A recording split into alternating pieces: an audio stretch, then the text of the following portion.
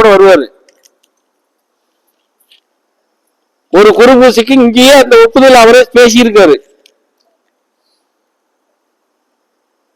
புரியுதா? அப்படி ஏதாவது உங்களுக்கு இருக்குன்னு சொல்லுங்க, ஒரு அதிசயத்தை காட்டுவோம். அது என்ன பெரிய விஷயமா?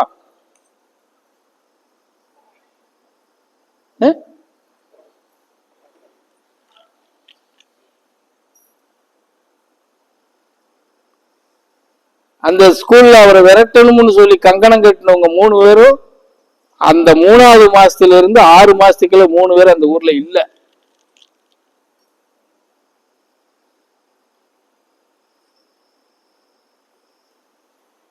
புரியுதா? இப்படி எல்லாம் நம்ம பண்ணியும் கூட அதுக்கு நமக்கு சித்தாந்தத்துக்கு என்ன பிரயோஜனம்? இந்த எண்ணம் எனக்கு வரும்ல.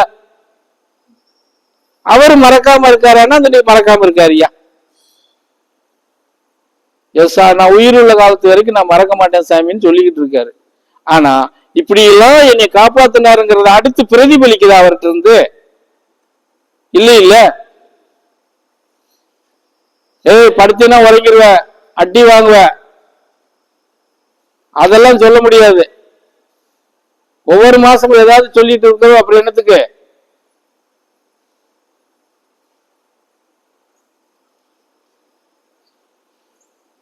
சொல்லுங்க. நான் என்ன இங்க எனக்கு அப்ப ஒண்ணு இல்லையா? நான் எதுக்குடா கத்திட்டு கிடக்கேன்?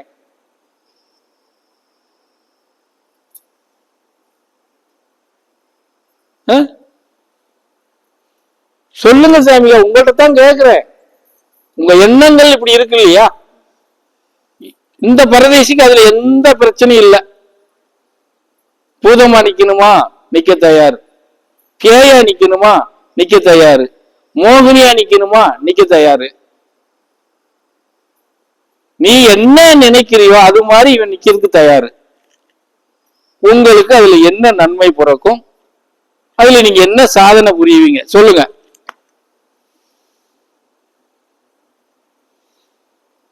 என்ன வாயே திறக்க மாட்டேங்க யாரும்? செத்தாலும் திறக்க மாட்டாங்கடா அப்படிங்காங்க அவங்க.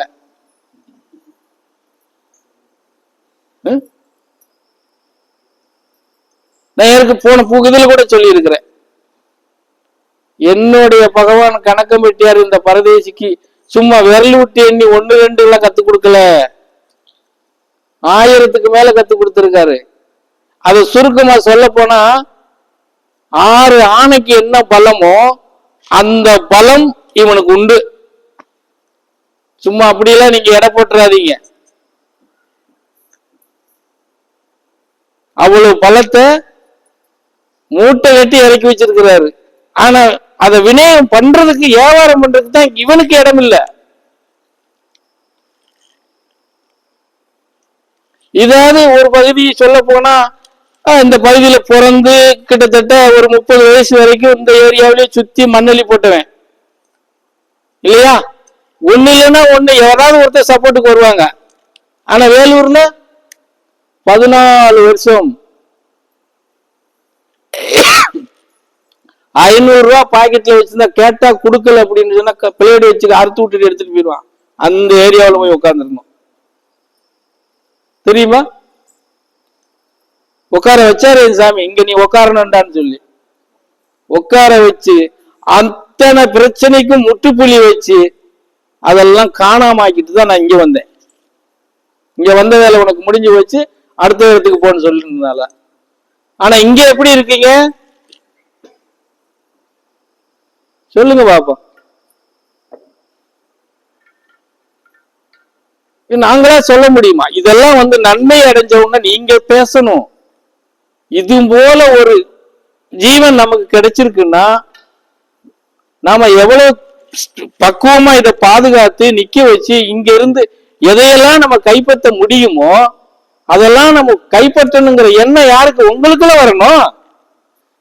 நான் கொடுக்கிறேன், நான் கொடுக்கிறேன் நானா சொல்லிட்டு இருக்க முடியும்? சொல்லுங்க.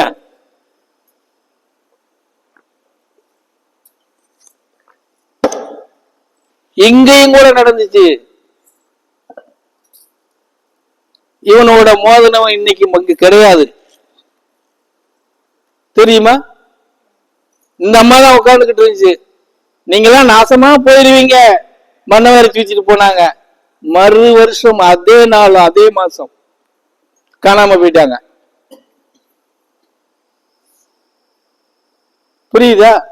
30 நாளையில நான் இந்த இடத்த விட்டு ஓட ஓட அடிக்கிறேன்னு சொடக்கு போட்டாங்க.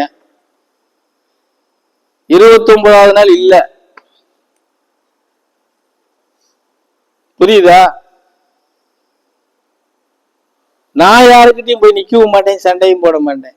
என்னைய சீண்டணும்னு எண்ணத்துல வந்தா கூட என் சாமி அங்க ஈட்டி மாதிரி பாய்வாரு. புரியுதா?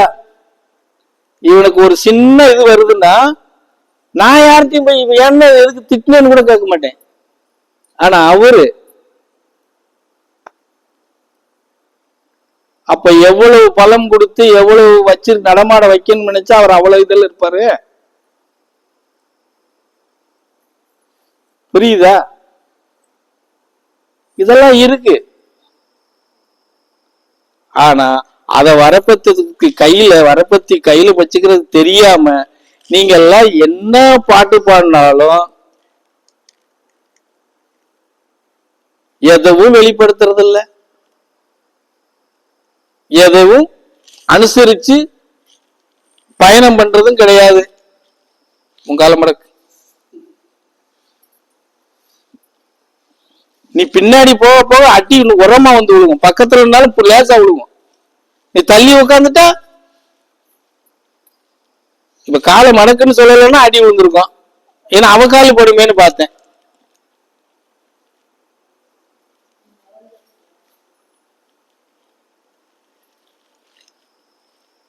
உன் பிரச்சனையை தீர்த்துக்கிறதுக்கு உன் இதுல நிக்கிறதுக்கு நான் முக்கி முக்கி கத்திக்கிட்டு இருந்தா